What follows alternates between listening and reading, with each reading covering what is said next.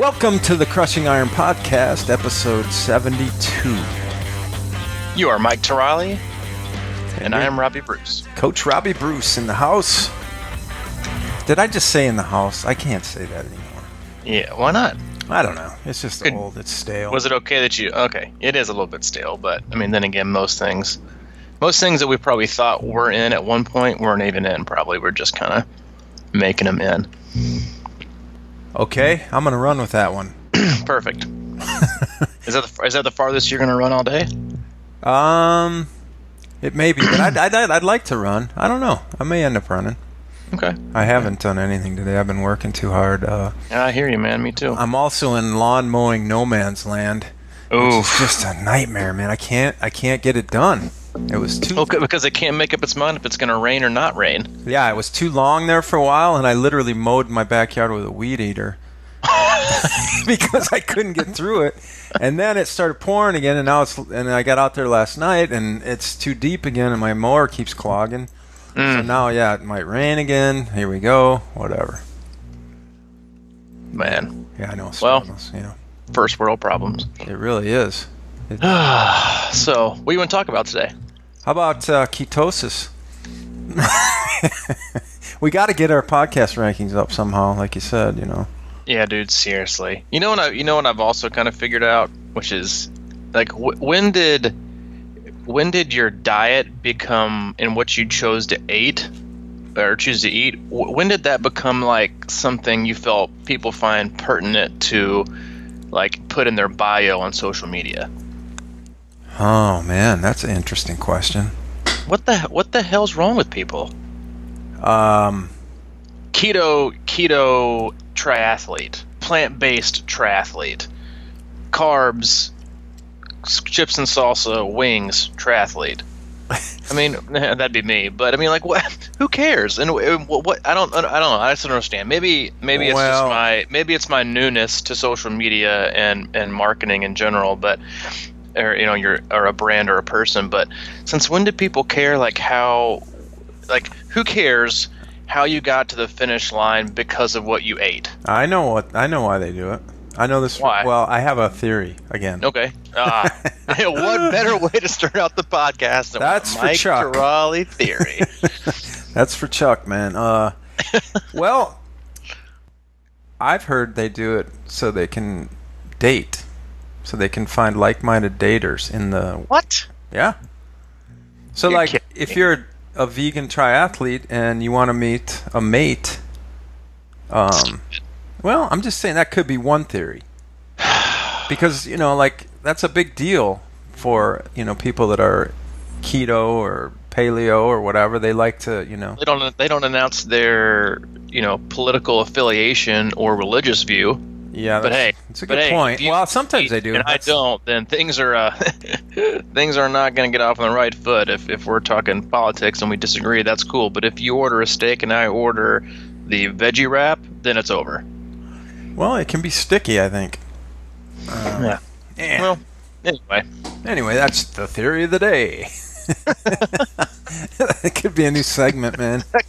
I like it. We'll put that. We'll leave it up to a vote, but I like it. The theory of the day. Deep thoughts. Theories by Mike Tirali. Yeah, man.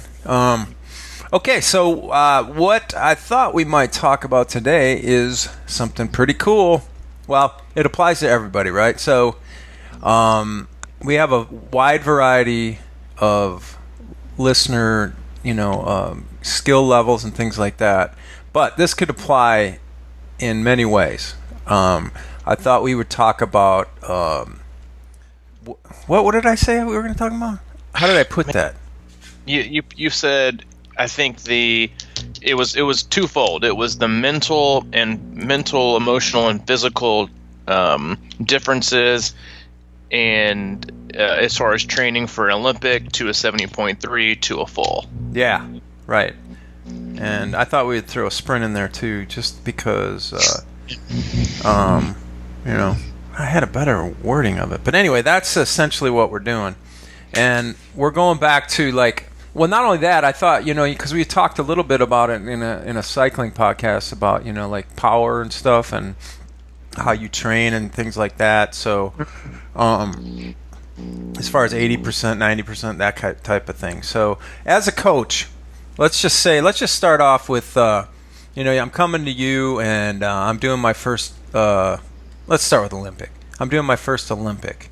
Okay. Okay, what kind of things should I be thinking about? Like when I was going into my first Olympic, do you think that there's a value, for example, in doing the distance first in those cases?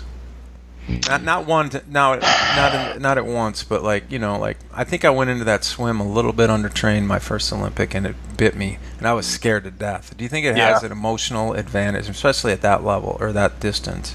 I think it has. Well, I don't think it has an advantage. I do find it beneficial and necessary in training to cover the distance. Excuse me.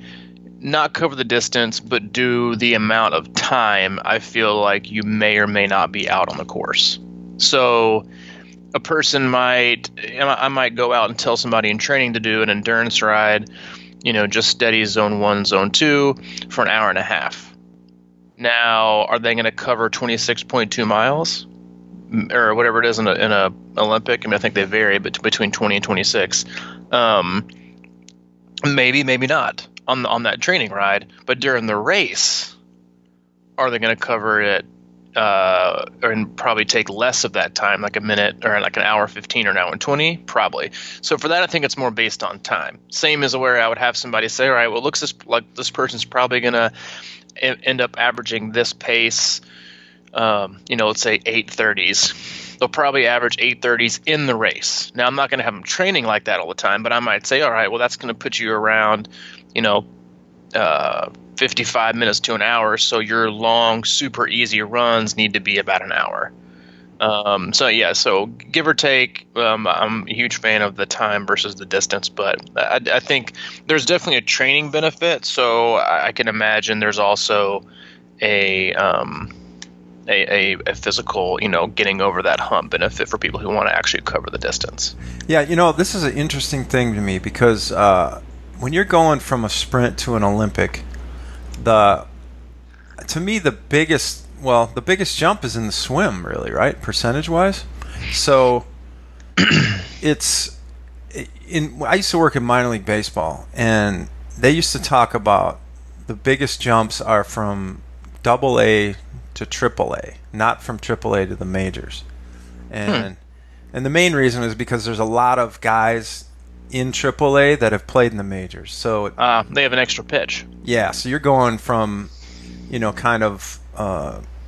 minor leaguer all of a sudden to facing some people have been up in the show, have been around the, played against the best of the best. And also the erratic nature of, and this doesn't really apply, but the erratic nature of people who aren't seasoned professionals, like pitchers, for example. The pitchers in the big leagues, some people say it's easier to hit in the big leagues than it is in AAA because the pitchers are always around the strike zone. They're usually more controlled, and you just get more practice. But I just wanted to bring up that a little analogy because I was wondering what you think is the hardest leap: sprint to Olympic, Olympic to half, or half to full? Olympic to half. Okay. Yeah, so it's a similar thing. Yeah, I think most people would say different, but I think that I think it's more of a understanding the training that makes it so difficult. I think a lot of people would probably disagree with me and say, oh, it's jumping from a half to a full because it's huge and you're doubling everything, which is true. But it's a totally different animal when it comes to training and speed. Olympic, in my opinion, the jump from Olympic to 70.3 is not that different, in my opinion, because at 70.3, at least when you get to a certain level, you're going as hard as you can.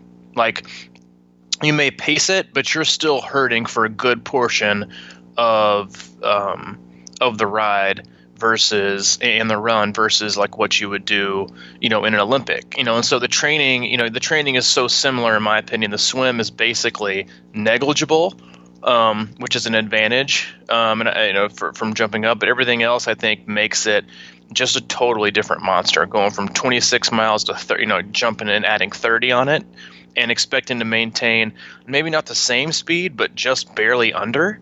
And then going from, most people, depending on their fitness and the type of engine they have, they may or may not be fairly close in their Olympic distance, like their 10K and their half marathon pace. And so I just don't think it's that. I think while the distance may not seem as difficult, I think the training differences, or not differences, but what makes the training so different and so much harder and demanding is the length of intensity. And then I think that it's a totally different animal when you go from 70.3 to Ironman. I think that's more of a time and a mental thing than it is really a physical thing. Like if you do a 70.3 and you can finish it, I'd be willing to bet if you put like a 3-week block of like heavy duty, like endurance training stuff in, you could probably tape it for a week and finish a full. I just do. Like I think if you're consistent in your 70.3 training and you work hard and you hit the speed and then you put a small endurance block in, I think you could finish. Would it be a little bit painful? Sure. But I think you could do it. And so now, could you say the same as far as the Olympic to 70.3? I would say for most athletes, probably not. And I only say that because of usually what happens is most people who are jumping from an Olympic to a 70.3 are fairly new to the sport. So they don't really have a huge built-up fitness system to rely back on. And so same thing goes for them, is time off to them is real time off. And then they don't have enough banked to where they might just not lose it all. And so I think that it's an experience thing, and I think it comes with where they are as a triathlete, that if they're making the jump from Olympic to 70.3, more than likely they've only been in the sport for about a year, maybe 2, versus jumping from a 70.3 to Ironman. A lot of people have already been in it for that long, but that's my opinion. Definitely interested in hearing what you think as far as the biggest jump is. I tend to agree with you because after I did an Olympic, I guess in May, and then was it May? Yeah, May. My first year in full year of triathlon, and then I did when's Muncie this month, so July. So I had a few, but I was training for a full, and I really had a lot of questions about the first half that I did. The Olympic, it just seems manageable once you get out of the water. And like you said, I think the swim to me was the biggest variable there, because you're going from swimming 300 yards to 1,500 yards or meters in an Olympic. So that was like the scariest part, jumping up from a sprint to an Olympic. But then going to a half, it was just so uncharted waters for me, first time, and it seemed really daunting. But the minute I finished it, it was like I knew I could do a full. And yeah. It was the same. It was just maybe it was that mental advantage, like you said, though, because it is weird how you tend to push, that 56 miles on the bike, and then you kind of just, in Ironman, it's just, there's just so much more time to play with, and and the pacing thing. I think you're right about it's almost like the half is like a power Olympic, and then you just have to figure out how to slow that down a little bit and pace it out. Yep. It's like you're doing, it's a kind of a apples and oranges, but the half becomes almost like a sprinted race in a way, and a lot of times it's harder in a different way. That's the thing. So yeah, there's so many differences to all that I think that, and it does come with like you said, experience and your approach. And is it I guess as a caveat, I should say, are you approaching these distances to complete or to compete? And that's where I think the approach to training lies. in each distance and your ability or inability to be able to bridge that gap between the distances in either a short period of time or a long period of time, with either minimal or marginal room for error. Yeah. And I feel like when we were training, I mean, the other thing about training for a half, I mean, I'm trying to remember like what kind of time on the bike we were spending before that. And do you have, do you kind of go up and beyond that, like you do the same type of thing, 3 to 4 hours, 3.5, 4 hours type thing when you're training? Well, specifically, because when I started working with you, it was, I knew what the end goal was, right? Which was Wisconsin. So that's the thing is like, is it your whole year, or is it just a kind of a drop, a big drop, in the bucket towards the big end, and so while your training was geared towards Wisconsin, if the goal and the purpose is to blend it in, is to blend it into half. And if you have your 70.3s and your fulls spaced out correctly, then the way that the periodization goes as far as when you're training specific systems, are you training speed? Are you not training speed? Are you training threshold on the bike? Are you not training threshold on the bike? Are you focused on Ironman? Are you not focused on Ironman? If it's that delicate, is my 70.3 too close? Because you want to, 70.3 is that mix. It's the speed and it's the ability to hold it for a long period of time. If you see a lot of athletes who jump from, and this happens to me every single time I do it, is I'll do 70.3. I'll be real quick. I'll be quick at the 10K. I'll be quick at the half, and then I'll do well and I'll race fast at 70.3. And then as you kind of throttle back to more iron distance workouts, they're always going to be they're always going to be a little bit slower. They just are, and longer. Whereas because the delicate balance you find when you bridge from 70.3 to Ironman is that you're usually putting in such a high volume, the speed and the threshold and the intensity has to be so carefully applied to not break the whole system, and to cause injury. Like training for an Ironman and bridging that gap is a lot like Jenga.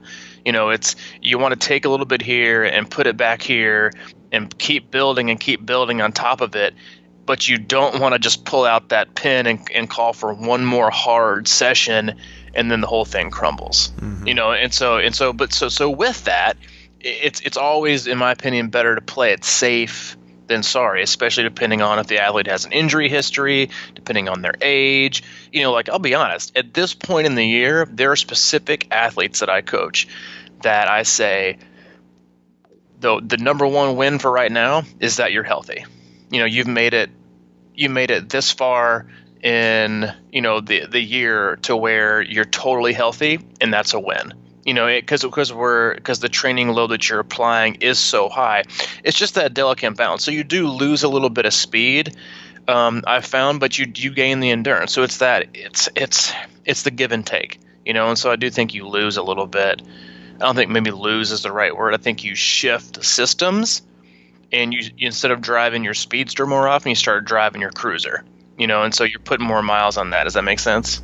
Yeah, it does make sense. Now, we've talked about this, I think, one other time in the podcast, but I still like it so much that I want to bring it up. It was, we were training for a full that year, and when we got to Muncie, one of the last workouts we did was that track workout. Yeah. Now, was that something that you would have done, and we can talk about what that was exactly, but was that something we would have done if we were training for a half, or would it have been reeled back a little bit? Just only for a half? It would have been reeled back. Okay. I mean, because it was one of the better blend workouts that I think you can do, and it's nuts, but for whatever reason, this is like one of my athletes' like all-time favorite workouts to do. I've done it with a huge group of people. Either I did it in Knoxville with I think 7 or 8 people, and then I did it obviously with you guys. And if for whatever reason, it was like one of everybody's like favorite workouts. But it is one of those where it can really, really train for both, and the purpose is for that. The duration is so long just because of the rest intervals as well, that you're on your feet for, depending on who you are, you're probably on your feet for 2:15, 2:30. Yeah. But you have bouts of walking, it's on a track, so you're not getting that 2.5 hours of straight concrete, straight paced running. Do you mean to kind of go into what the actual workout was, or do you want to go with that? No, I'd like to go into it because, again, I think it's for a half it worked out great. But also we were training for a full. But I think if you're trained up to this, I think it's a great pre-race workout. I can't remember how many weeks out we were. We were probably a little over 3 weeks out from Muncie. So you're looking at like barely 3 months to Wisconsin. It probably less than that, probably a little over 2.5 months. And so what I did was there was about 5 or 6 of us, maybe 7 of us. So we went to the track, which is, if you're going to do this, I always recommend doing it on the track, just because that extra, the soft surface helps, and so does the pacing. And it was like a scorching hot day, and we did like a 10 or 15 minute warm up on your own, and then set up our own little kind of rigged aid station on the side of the track with whatever nutrition you wanted to bring. Turned up some music, and the goal was 10 1 mile. That's 1 mile repeats. But the goal was to descend every one of them. So the goal obviously was to, let's say, start the first one at a 9-minute mile, and the goal was to go down around 5 to 7 seconds drop per mile all the way down to the end, which would have brought you down to about a 7:30. So it was controlled pacing, it was durability, it was a huge lesson in patience, because you're out there dueling it right next to your friends who want to run fast. But the main goal was to negative split perfectly, execute it perfectly, and have your very last mile be your fastest mile. Because there's like almost no better feeling when it comes to running, is having your last mile be your fastest, as long as it's gradual. Not like you tanked it for the first 10, then you're like, oh, I'm going to pull out all the guns on this last downhill and call it a negative split. No thanks, you cheated. So it taught a lot of patience. So in between each mile, you had, I think it was 2 minutes, 2 minutes to walk, and that was just straight on your feet walking. Grab your nutrition, grab your water, keep walking, and then start again. And so we were out there for a good portion. And I remember it was one of the better runs I've had, maybe ever. But I remember there was a guy who used to train with us running with me, and he started off, I think, just ahead of me, and then ended up just totally bonking with like 3 miles to go because he went out way too fast. It's a great workout for both distances, and because by the end of the day, if you add in the walking and the miles, you probably got in 14 or 15. At a solid pace, or maybe more, with a solid pace with some walking breaks, which helped the recovery as well. It just, I remember I was more fatigued from the heat that day, because it was about a 95 to 100, versus being fatigued from the actual workout itself. Mm-hmm. Yeah, I actually remember, I think I sprinted, for me, my very last lap, just because I don't know, for whatever reason, I think that little recovery in between and just that focus on pacing. I want to say that you told us to not look at our watch on the first lap or something like that. Yep, first lap, don't look at your watch. Yeah, so that was setting the tone. So you had to set the tone based on feel. And if you came in at 8:30 on that first lap, you were in deep trouble. Mm-hmm. Unless you could, that was your pace. But so yeah, it was really hard to kind of just find that 9 to 9:30 pace just on that first lap without looking down and just making sure you're going slow enough. I mean, you could have went 10-minute pace. Yeah. If you could. And not a lot of people can do that right out of the gate. So I think that's what it was about it, that, not only was it a great workout and fun workout, but it really gave me a lot of confidence going into that half. Mm-hmm. Especially, yeah. when you actually covered the distance and you did it in a efficient and sort of powerful way. Yeah, and you're not drained and totally fatigued the next day. Yeah, even after a great breakfast. No, of course that was lunch. Yeah, it was midday, man. We suffered Big time. So what would I guess so if that's the would you ever encourage someone to do that for a longer distance?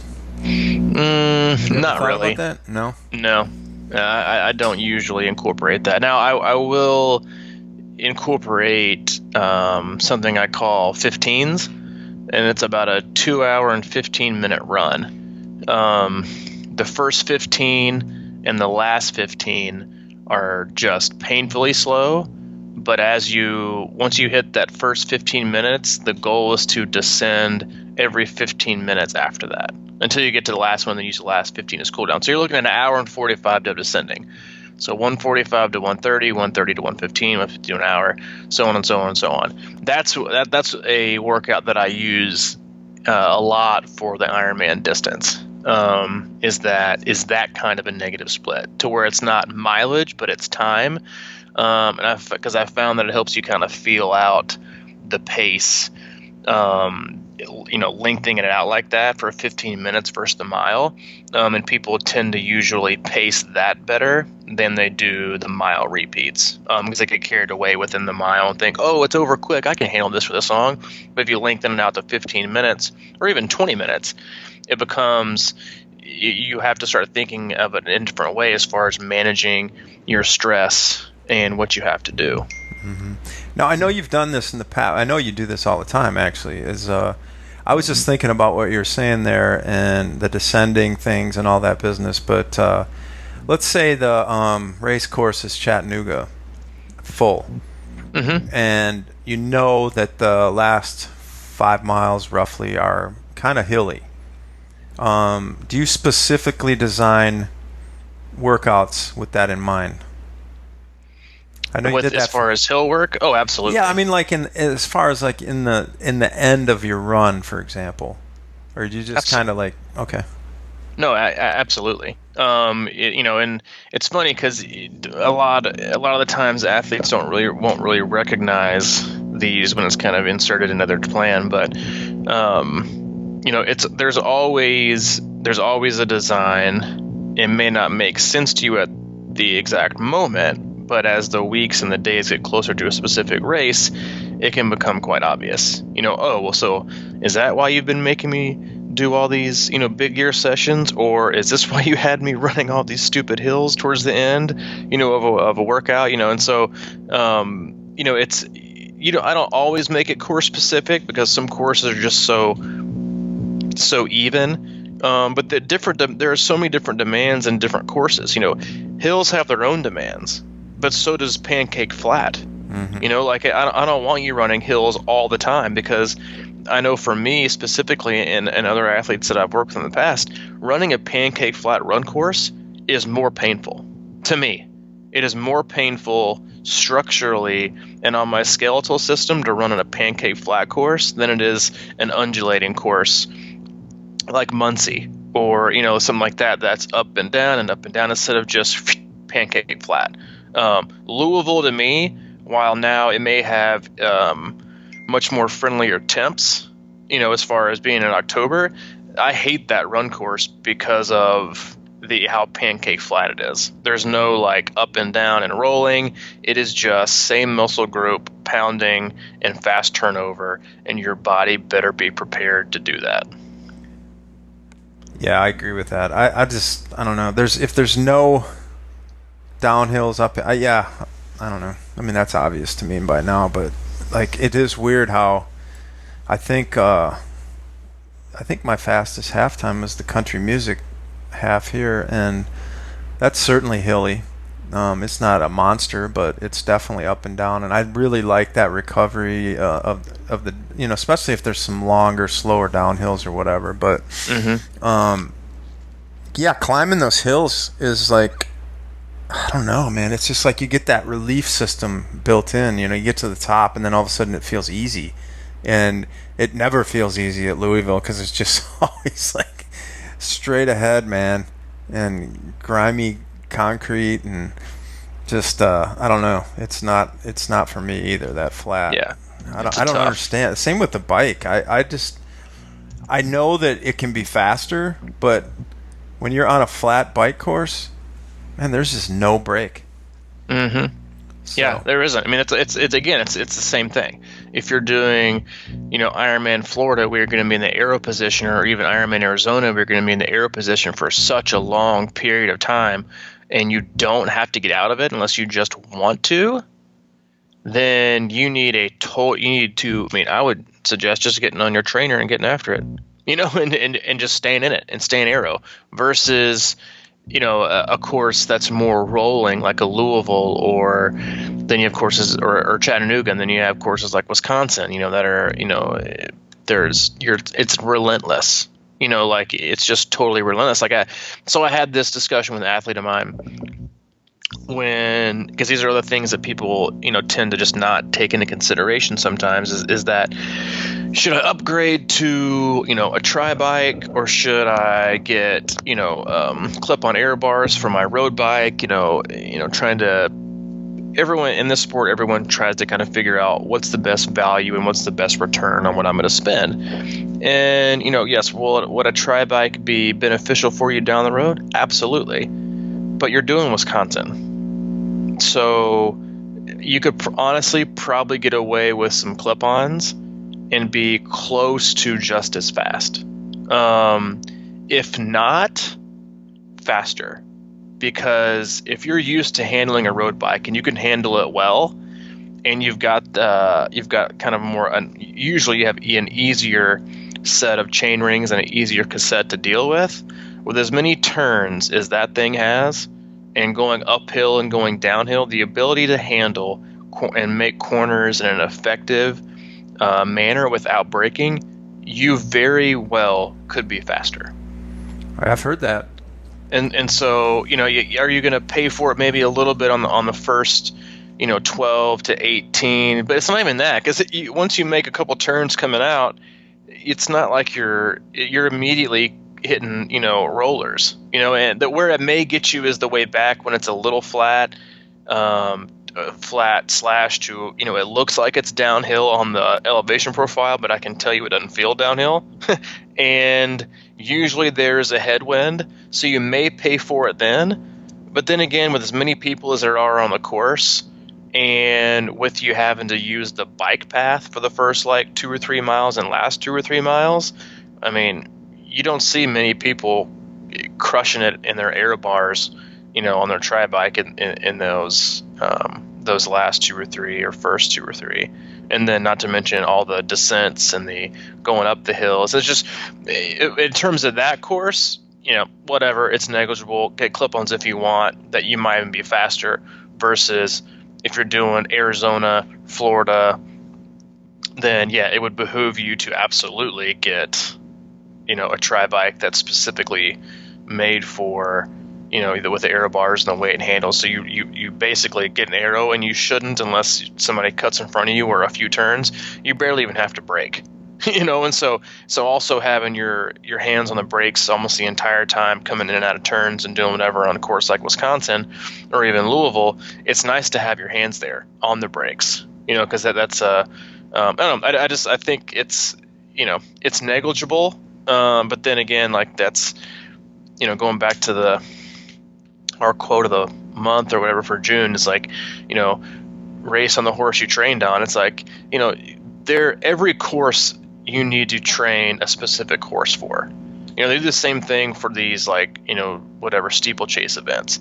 Certain horses, they will change the odds on if it's going to be wet and muddy, because they're sloppers or whatever they want to call them, or if it's super dry, you'll see the odds change for another horse because they generally are faster in these certain type of conditions.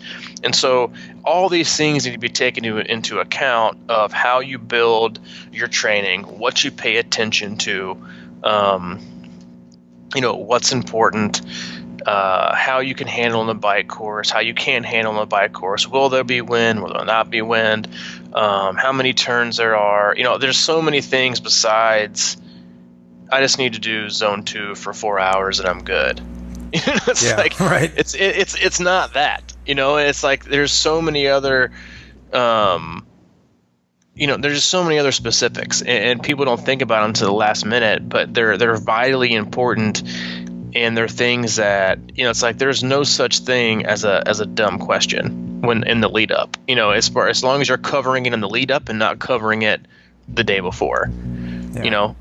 Let's talk about aero for a minute, because as you're talking about that, thinking about in themes of going from sprint to Olympic to half to full, and the importance of getting comfortable in aero is, I think, a big part of that rise. Because it was one of those things where you can kind of get by in an Olympic, sort of in your horns and leaning down or whatever. But then you start getting into races like a Muncie or something like that, where it's flat, and you got to be in that, and to be able to, like, what was that thing you always talk about where you say, the arms, the fatigue in the arms translates to the legs later in the race, and nobody really thinks about that. The idea of being it was on one of the scientific websites or journals websites I frequent, and it said that arm fatigue actually has a larger effect on you mentally in terms of perceived effort and exertion than leg fatigue.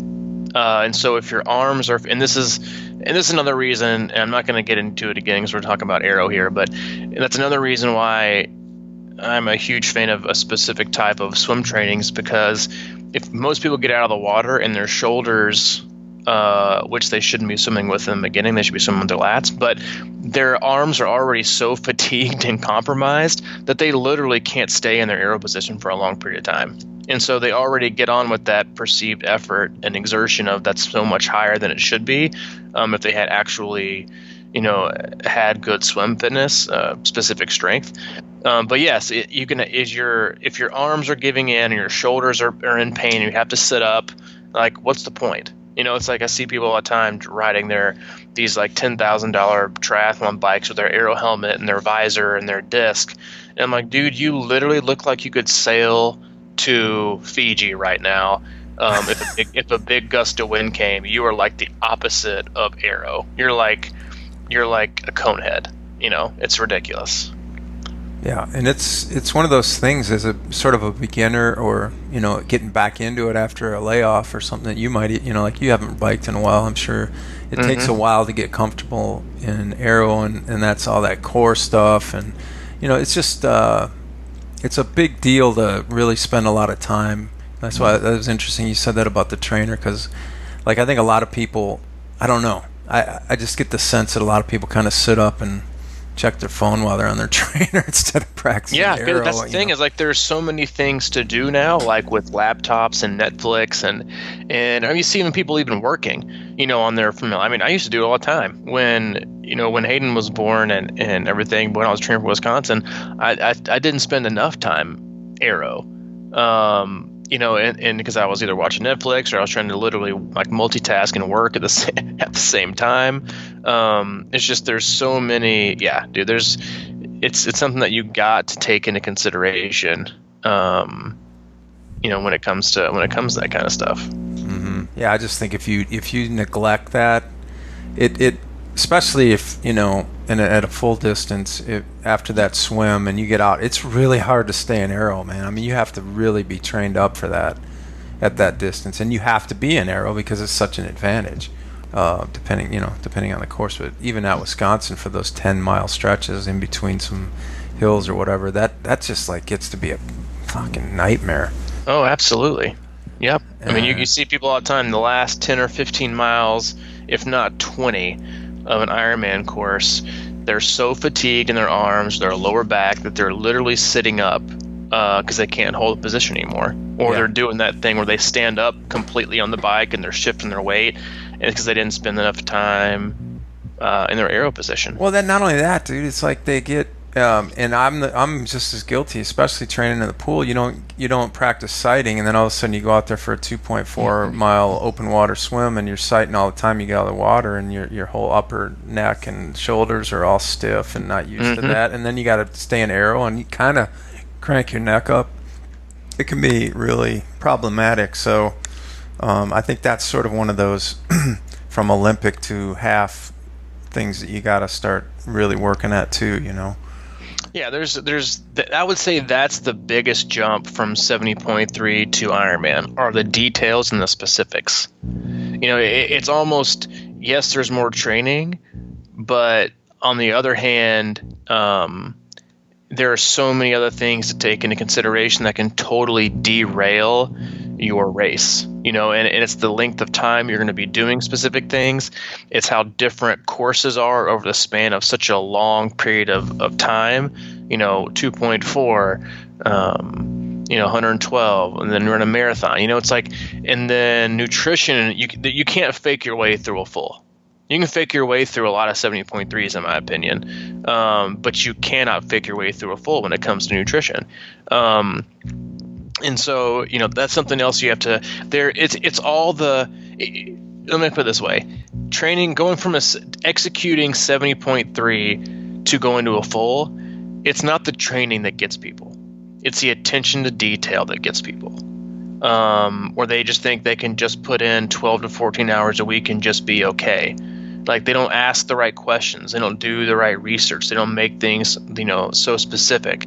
They don't, and it's not about, blogs. It's about finding the right nutrition. It's about finding the best and most comfortable position. It's what are the demands of the course?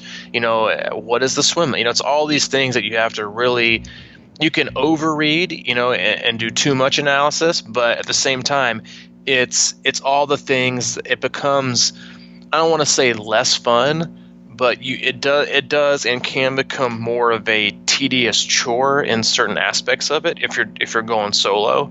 When you have questions and because you have to rely on these ridiculous message boards, and every time a person asks a question, you think, okay, well, I haven't thought about that, or should I think about that? It's just there's so much information. So many people have raced these events, tens of thousands of people. Everybody has a different experience, and so what you want to have your own experience, and you want to be prepared for that experience. And so it's those small details, and usually the travel, it's all, it's logistics, it's training, it's technical things, it's aerodynamics, it's hydration, it's special needs. There's a lot, and so, no stone left unturned is Ironman. Mm-hmm. As I get closer to Ironman races, I really focus on. I focus on the uncomfortable stuff a lot, the mental grind of it all. For example, and back to aero, it's like I'll do, my 3-hour rides, and I will force myself. I try to get to the point where I'm more comfortable in aero, and I know that a lot of people say they are, and that's great and everything, but I'm not. So I have to force it to the point where it feels natural to slip down into aero, or I have to, those grinding runs, and you just start thinking about how you're going to handle that specific moment that's going to come 100%. That moment of, no return where you've got 25 miles left and you just can't stay down. And it's like you just try to put that in your head, because I think I'm just convinced that it's that last, what do they say, the last 8 miles of the marathon is when the race actually starts or whatever. Exactly. Yep. And if you can't get to that point in relatively decent shape, you're going to be in big trouble. And then once you get to that point, you got to know and be able to mentally get that hurdle out of your head.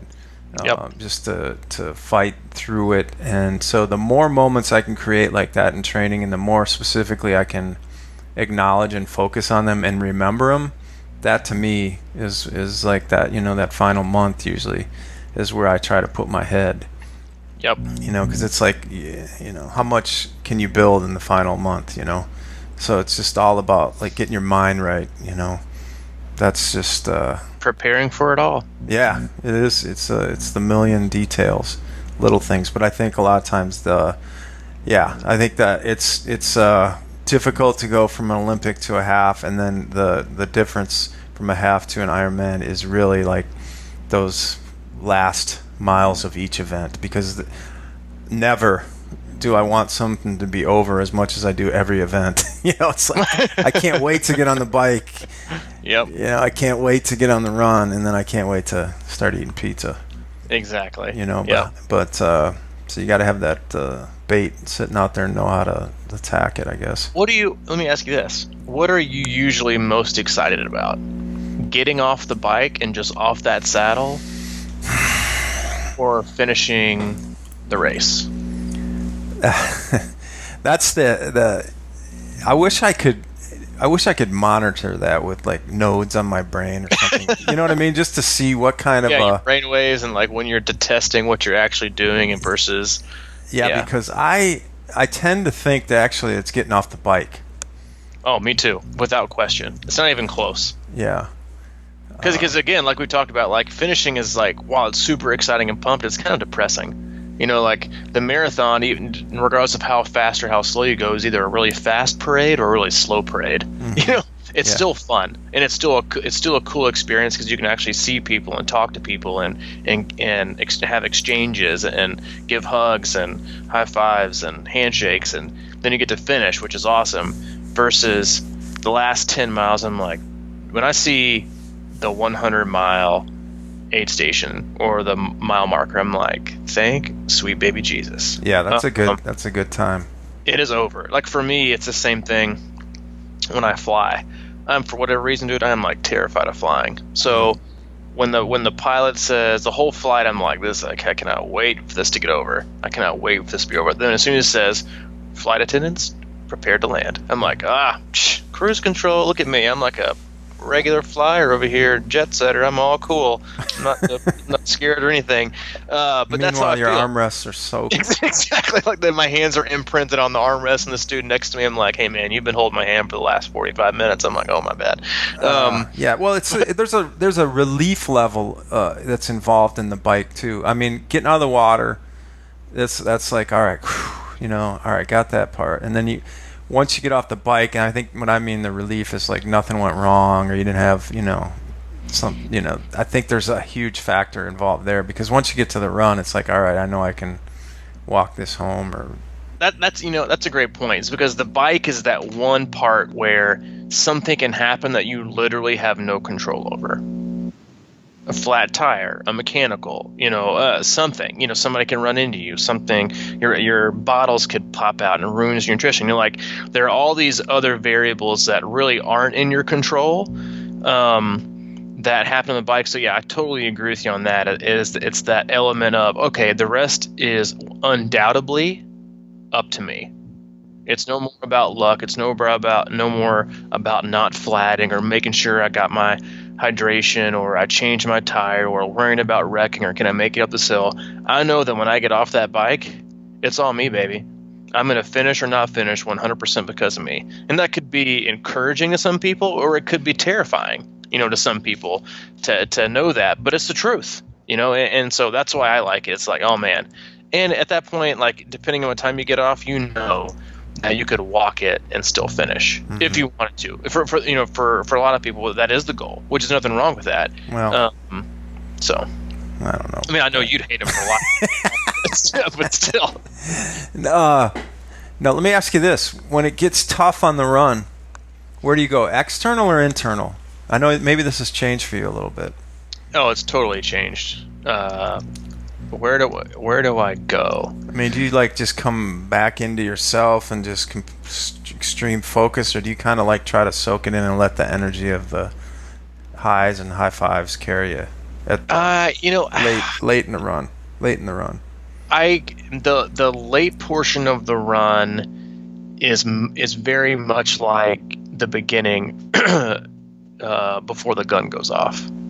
I usually dip back down into like a reflection and gratitude type place, to where like I'm almost done with this, and then I'll usually revert back to how training was and how hard I worked and the support that I had and then how pumped, my family will be when I finish, and how glad I'll be and how proud of myself I'll be when I finished.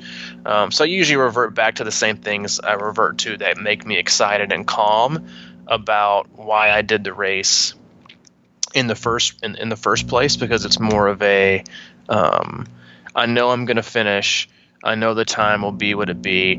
And then and this is something I didn't do a very good job at Wisconsin, but it was that like, and I wish I would have, it's that look up and smell the roses, one of my biggest regrets, and a lot of races is not engaging enough with some of the crowd. It's like because you try to stay so focused, and some of that I think is just based on what your goals or expectations are and how you've gone into it. But I know that the next one I do, I will be much more engaging with spectators and family and friends because of the experience. And I don't want to remember the start, and I don't want to just remember the finish. I want to remember the things in between. I think a lot of times we get so caught up in minutes and seconds, that at the end of the day, it doesn't really matter. It really doesn't. Unless you're trying to qualify for Kona, and you might miss a spot by like 2 seconds, then what's an extra stop going to cost you? And luckily I didn't have to make this decision at Wisconsin, because I was trying to inch in under 10:40, and it was like, do I have time to stop and hug and kiss Hayden, or do I not? Am I going to make it? And so I remember I sprinted so hard, but I got there enough time to make sure that I stopped, and that in doing that and actually stopping was my favorite memory of the whole race. And so not the sprinting, obviously, because my freaking legs hurt, but it was the taking the time at the finish. But the thing is, I could have done that a lot of times beforehand. And then when I've gotten to that point, so is it, yeah, it's a different perspective. And I think that's definitely something I want to work on, the next time, I do a full. I think that your personal level of appreciation of what got you there should be visible when you race, and not just reserved for after you cross the finish line. One of the bittersweet things for me at Wisconsin this year, my goal was to get under 11:30, and when I hit out for the second loop, I knew that was not going to happen.